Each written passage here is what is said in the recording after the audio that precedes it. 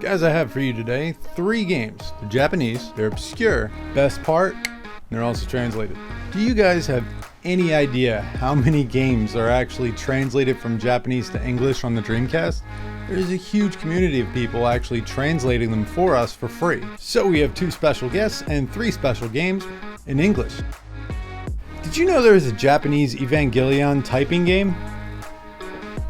Did you?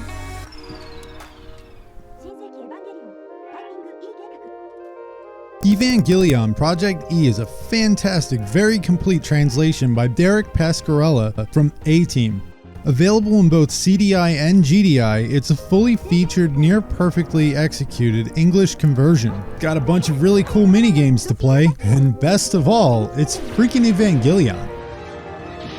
If it weren't for the next game on the list, this shit would be my number 1, for sure. The minigames are great and have a lot of variety and are really well done. You can tell that the art is genuine, licensed, and matches the anime perfectly. There is a mission where you use Eva to stop the runaway Ja. You mess up typing, I do this a lot, you fall too far behind, and there is no way to catch up, and you fail. I mean, you fault. Like, it's your fault you suck. I think that's what they mean. That's what they're trying to say. Eva's shooting training has you bringing 2 crosshairs together to shoot the angels.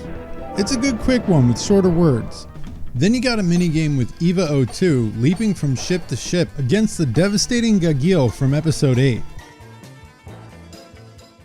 The battle-hardened and capable Leviathan-like creature nearly the size of Iowa-class battleships. By typing words like f***ing legumes and salami. Salami.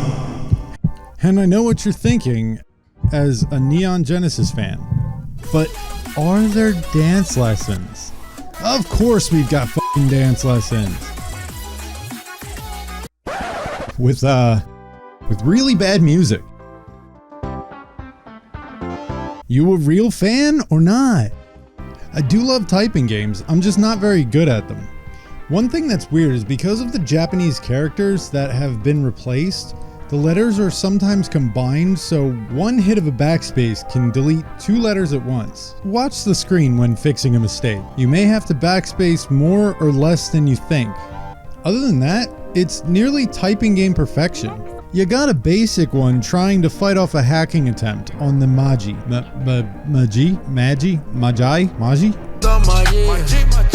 Which I suck at, I know, it's my fault. Then you are awarded a certificate of being awesome by Maya.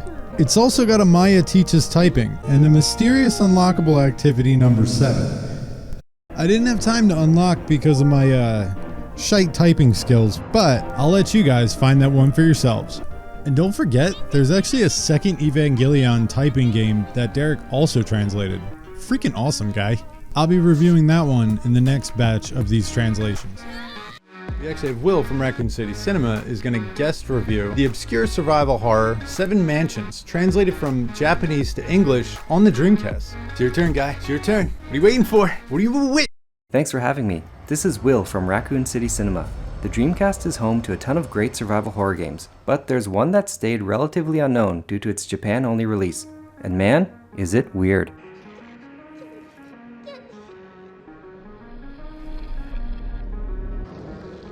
What you're seeing is Nanatsu no Hikan Senritsu no Bisho, or 7 Mansions Ghastly Smile as it's been dubbed in the West. And thankfully, it's been translated into English. If you're looking for a classic survival horror game, well, it has a lot of those elements. You can switch the camera between first and third person, or you can go with fixed camera angles. The story is told through cutscenes and reading files. You battle creepy enemies while managing your inventory and solving puzzles. There's dilapidated buildings to explore and medical laboratories to visit. Clearly, it was Koei's attempt to follow the Resident Evil formula. And actually, there were bootleggers selling this game as Resident Evil 7 Mansions. If you bought one, I have a feeling you would have been disappointed, because this game is clunky. Everything feels really stiff. I mean, look at that attack speed.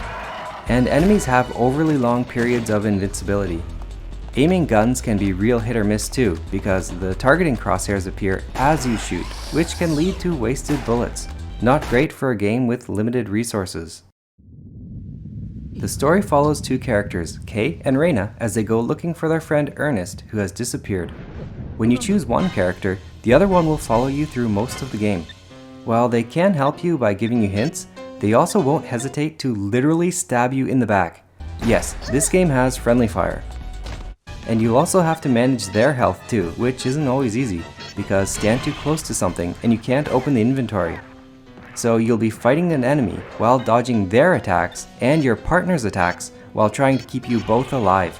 It's pretty frustrating and feels like a babysitting simulator. Graphically, it looks flat and dated. It really doesn't take advantage of the Dreamcast hardware. Overall, it feels like it was rushed out to beat Code Veronica's release date, which it did by a couple of weeks. But it's not all bad news. Seven Mansions was an ambitious game and had some unique ideas for the time. For one, each of the game's two characters, Kei and Reina, have different playstyles. Kei's campaign was more action-oriented, and puzzles were quite simple. Reina's campaign has more elaborate puzzles that take some work to solve. You can play a short cooperative campaign too, and you have to work together. Here's my wife trying tank controls for the first time. Hey, go backwards if you want. You do you, alright? There's even a few minigames, like collecting coins in a limited time, and a versus mode that's over in one death. Overall, it's hard to recommend this game for everyone, but if you like classic survival horror and don't mind janky games, there's some fun to be had here. The story is pretty wild and had me laughing out loud. It's ridiculous and doesn't make any sense, but I couldn't wait to see where they were going. For a more in-depth look at Seven Mansions, and one of the most uncomfortable video game cutscenes ever, check out my full video at Raccoon City Cinema. And a big thanks to DreamcastHub.com for having me to talk about this overlooked game. Subscribe. Do that shit. 50% of y'all watching these videos consistently are not subscribed. And to talk about Boku Yumi no Tatsujin, no Tatsujin? My favorite part of the Dreamcast is how obscure a lot of the games are, and this is the most obscure. Found this weird little game, Boku Yumi no Tatsujin. This game is so strange. I would pay just so much, like a lot, just a lot of money. I'd pay a whole lot if this had English voiceovers. Even if just to understand what the actual fuck is going on. Boko Yumi does have some real Romania 203 vibes. You are broke AF and starving from what little I understand so far. The art style is kind of all over the place, which wouldn't be nearly as much of an issue if each different type of art weren't so stylized. But this actually lends to this game's very eclectic hodgepodge feel. I'm here for it though. Each bit of character design is generally good, though not likely everyone's cup of Nescafe. So every new day starts with you waking up in your apartment with what seems to be a recap of your dream, and here you can leave the house, check how broke you are, save, or go to bed till the next day. On some days you will get a check in the mail to be less broke. Upon leaving your home, you can take odd jobs at part-time recruitment to make money. These jobs include handing out flyers. And you get punched right in the face if you bother them too much.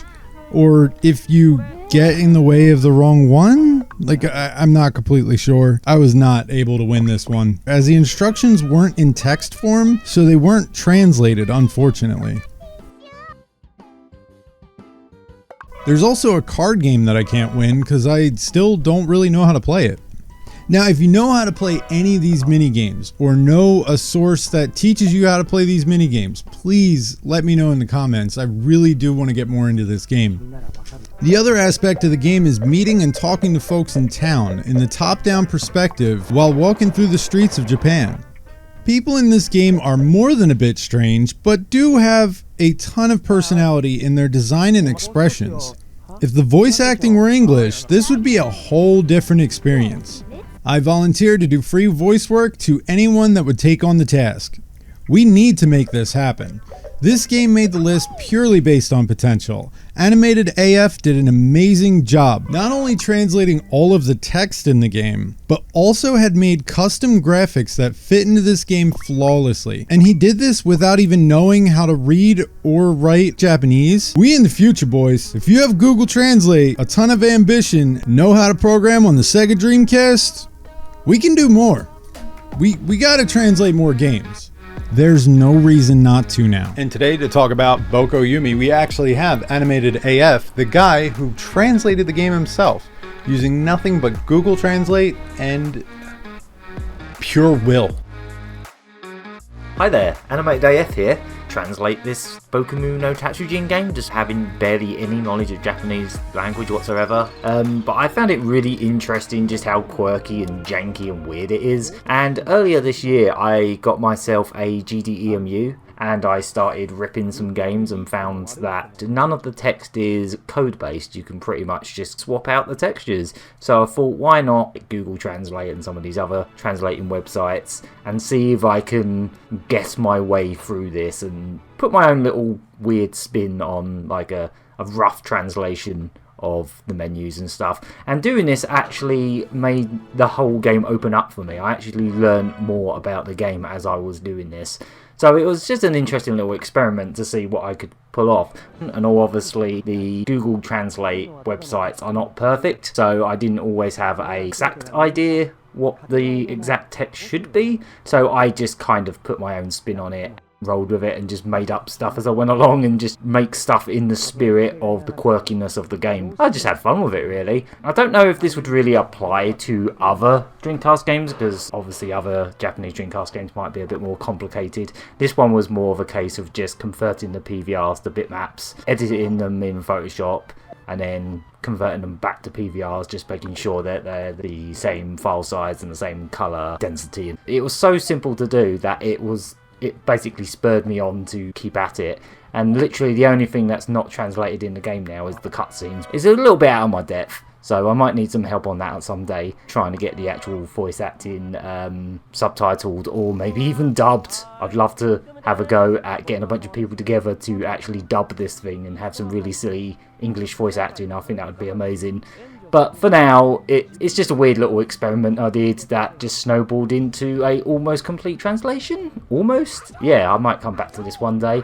And it was really fun. I would definitely suggest if you poke around in GD files for the Dreamcast and export them out and just have a look at how these games are assembled, poke around and figure it out. It's a fun thing to do. I'd say it kind of became a bit of a new hobby for me for a couple months there.